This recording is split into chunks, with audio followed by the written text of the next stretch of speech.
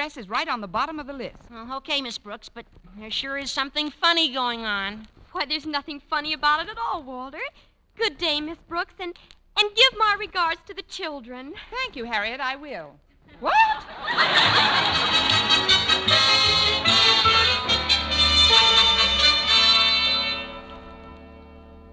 Now, do you believe me, Walter? Look at this order we've just given. 4 bottles of milk, 1 dozen cans of strained vegetables, 2 chocolate milkshake bars, a large box of pablum, and some Swyback. That sure is suspicious, all right. Nobody eats Swyback if they're not married. Look who just came into the store, Walter. Oh, it's Mr. Boynton. Hiya, Mr. Boynton. Oh, it's Walter Denton and Harriet. How are you today? We're fine, Mr. Boynton. How are you all? Oh, well, as could be expected, we're anticipating a blessed event at any time now. Another one? Well, yes. Of course, Patricia has quite a big family now. She's even changing her name. Oh, yes, Patricia's one of my favorite frogs. Oh. Those bundles look pretty heavy, Walter. Can I give you a hand with one of them? Oh, yeah, thanks, Mr. Boynton. We just bought them for Miss Brooks. Miss Brooks? Well, why didn't she come down herself? Oh, she looked pretty upset when we saw her last, Mr. Boynton. Here, you better take both of these bundles and get right over there. Me? But get right over where? I guess you never heard of 225 Park Street? Park Street? I live on Park Street. Harriet, he says he lives on Park Street. Oh, come along, Walter. We'll be late for school. Don't worry, Mr. Boynton. Your secret is safe with us. Yeah, I think it's wonderful.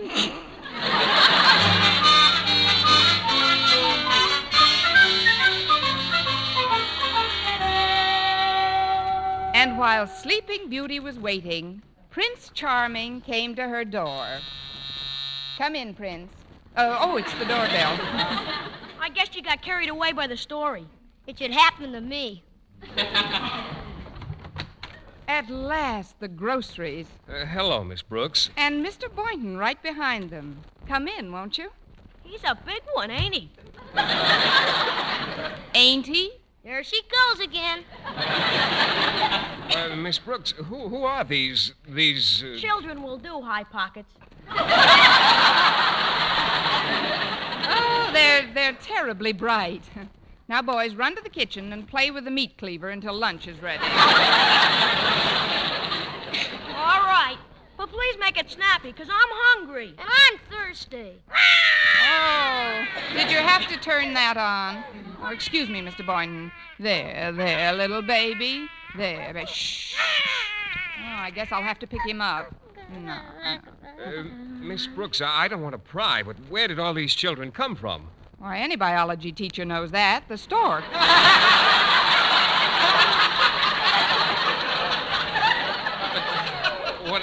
What I mean is, whose are they? Well, they're the children of Eddie Garson, who's a student of mine's mother. What? Which their father is a traveling salesman. Miss Brooks, I'm afraid you're upset. Oh, well, of course I am. You'd be upset, too, if you had breakfast crying and 3 children cooking on the stove.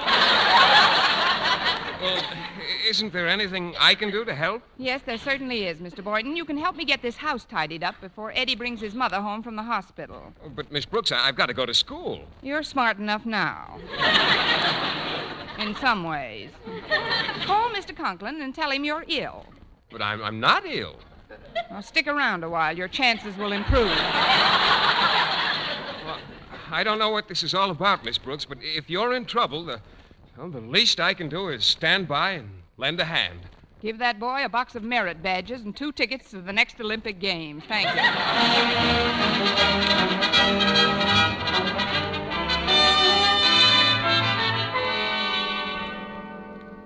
No doubt you're wondering why I summoned you two to my office, Harriet. Well, yes, Mr. Conklin. I was speaking to my daughter.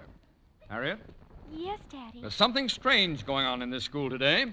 First, Mrs. Davis calls to tell me that Miss Brooks is sick. Twice. Then Mr. Boynton calls, tells me he won't be able to come to school today because he's expecting an illness.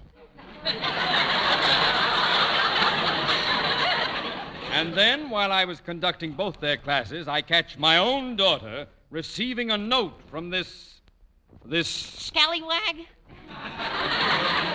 scallywag. Thank you, Denton. Hand over the note, Harriet. But, Daddy... The note.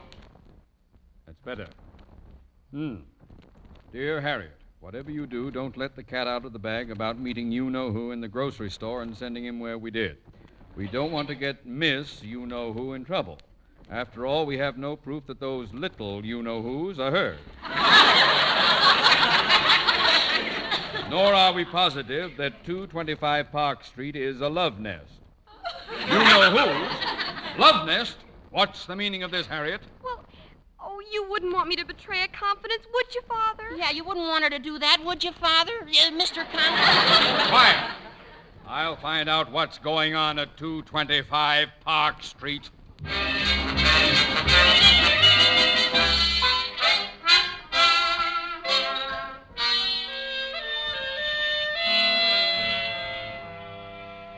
Well, Mr. Boynton, did you enjoy your lunch? Oh, yes, indeed, Miss Brooks. And you know something? Seeing you taking care of those children and then tucking them in for their nap after lunch made me feel that this is where you belong. Miss Brooks, did you ever think of giving up your career as a teacher? Why, Mr. Boynton. I mean it. I've been thinking it over all morning, and, well, I've got another sort of career in mind for you. You have? Yes, Miss Brooks, I have. Why don't you become a governess? Oh. Well, I'll tell you what, Mr. Boynton. I'll become a governess when you become a governor. Oh, it's been fun trying to help you out this morning, Miss Brooks. I hope I have been of some assistance with the children. Oh, you've been a tremendous help, Mr. Boynton. They would never have gone to bed so quickly if you hadn't told them that fascinating story about the African tsetse fly. Oh, it was nothing, really. Nothing, he said. It had everything. Humor, pathos, sleeping sickness. Now, if you'll excuse me, I'd like to wash the luncheon dishes. No, you sit right where you are, Miss Brooks. I'm going to do those luncheon dishes myself. Oh, but Mr. Boynton... No, I'll have them done in a jiffy. Picture you upon my knee, just Okay. tea for two and two for three, me for you and you for me alone. Tom, ti-tom, ti-tom, ti-tom, ti-tom, ti-tom. Oh, I hope that's Eddie and his mother. Be right there. We will raise a family, a boy for you, a girl for me. Oh! Mr. Conklin. What's going on here, Miss Brooks? I was under the impression that you were sick. I was. I am. What a coincidence you're meeting me here at the doctor's. Did you say the doctor's? He's an obstetrician. What? I don't think I helped my case any. Well, everything's all set, Miss Brooks. Mr. Conklin! Good afternoon, Mr. Boynton. I suppose you're here visiting the doctor, too? Oh, of course. He's expecting tadpoles. It's my sinuses, Mr. Conklin. Oh, well, you've certainly come to the right place for treatment. An obstetrician should do them a world of good. Now, see here, you two. I know this is no doctor's office. You know what I think? I think you two are secretly married, and this is your love nest. Love nest? Love nest? Love nest? Love nest? Who are these? What? Where did they come Now, from? please, Mr. Conklin, remember your blood pressure. He turns an interesting color, doesn't he? Now, see here, you little... I don't know what you are, or who you are, or... Oh, please. Your type when I was silent pictures. Now, get back in your room, you two. Sit down, Mr. Conklin, and take it easy. But, Miss Brooks, you promised us another story. Get back in your room, or I will kill you. Come on, Mike. She's turned on us. Oh, now, please let me explain, Mr. Conklin. Very well, Miss Brooks. Everyone's entitled to a hearing before he's hanged. That's what I like, an open mind. Now, you see, sir, Mr. Boynton and I were just taking care of these children until their mother comes back from the hospital. That's right, Mr. Conklin. It was an emergency. Yes. It's all well and good, but why did you lie to me? Well, it would have been hard to explain on the phone, Mr. Conklin. And besides, I didn't want Eddie Garson to get in trouble. He's been absent all week taking care of his little brothers. A very touching story, Miss Brooks. I don't doubt that your motives were of the highest, but I can't run a school that way. Miss Brooks, unless you're in your classroom for the afternoon session, you had better look elsewhere for employment. Oh, that must be Eddie now. I'll get it. Eddie, I thought you'd never get... Where's your mother? Well, she's paying the cab, Miss Brooks. She'll be right in. The doctor says she's fine. Oh, good. Then she'll be able to take care of her family again, and I can get back to school. Oh, no, you can't, Miss Brooks. We need you more than ever now. Look, in this blanket here, a brand new baby brother. Once upon a time, there was a governess named Connie Brooks.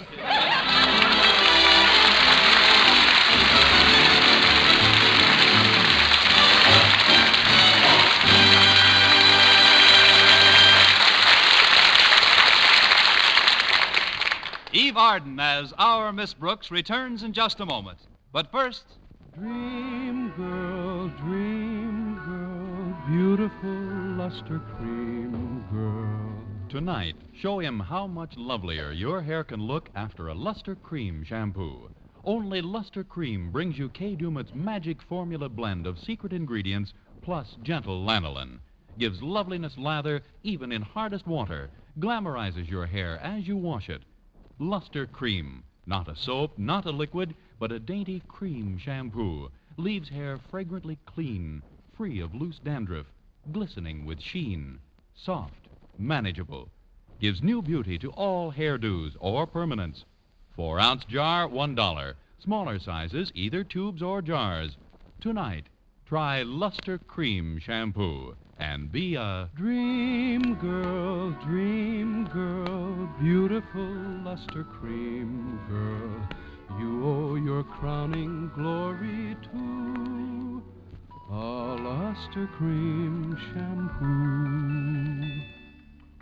and now, once again, here is our Miss Brooks. Well, I couldn't afford to lose my job at school, and yet I hated to leave Mrs. Garson in the lurch.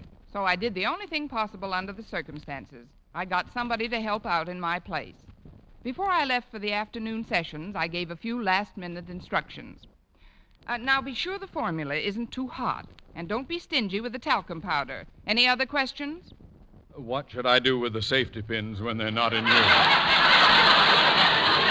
But with a baby this age, you won't have that problem. Goodbye, Mr. Conklin.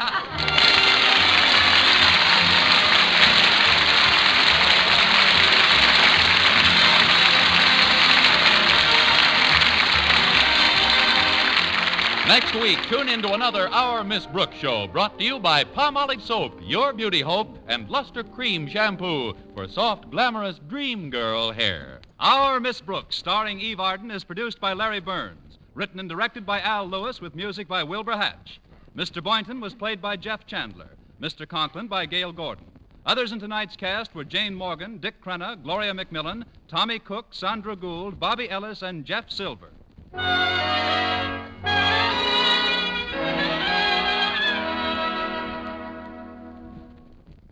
Dentists know what cleans teeth best, and over 4,000 dentists say Colgate tooth powder with a 2-minute routine gets teeth sparkling and super clean.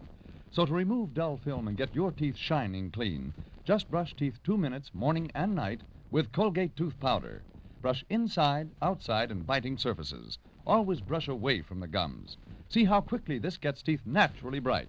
It removes dull film that improper brushing misses. And Colgate tooth powder also sweetens your breath. Try it.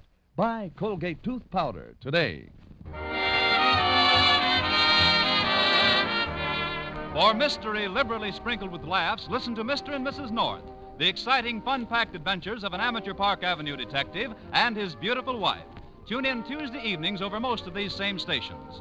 And be with us again next week at this same time for another comedy episode of Our Miss Brooks. Bob Lamont speaking. This is CBS, the Columbia Broadcasting System.